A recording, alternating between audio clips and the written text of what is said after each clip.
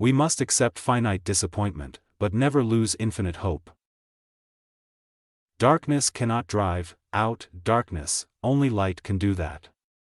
Hate cannot drive out hate, only love can do that. Forgiveness is not an occasional act. It is a permanent attitude.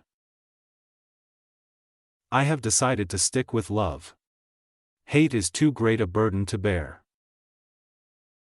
Faith is taking the first step even when you don't see the whole staircase.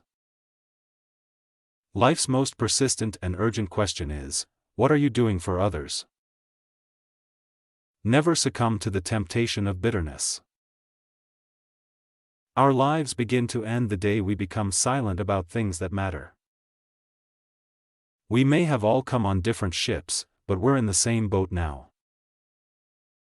The ultimate measure of a man is not where he stands in moments of comfort and convenience, but where he stands at times of challenge and controversy. Change does not roll in on the wheels of inevitability, but comes through continuous struggle. Love is the only force capable of transforming an enemy into friend. There comes a time when one must take a position that is neither safe, nor politic, nor popular, but he must take it because conscience tells him it is right. Let no man pull you so low as to hate him. If you can't fly then run, if you can't run then walk, if you can't walk then crawl, but whatever you do you have to keep moving forward. Intelligence plus character, that is the goal of true. Out of the mountain of despair, a stone of hope. The time is always right to do what is right. Be a bush if you can't be a tree. If you can't be a highway, just be a trail. If you can't be a sun, be a star. For it isn't by size that you win or fail. Be the best of whatever you are. We've got some difficult days ahead. But it really doesn't matter with me now because I've been to the mountaintop.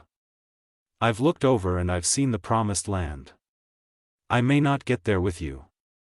But I want you to know tonight that we as a people will get to the promised land.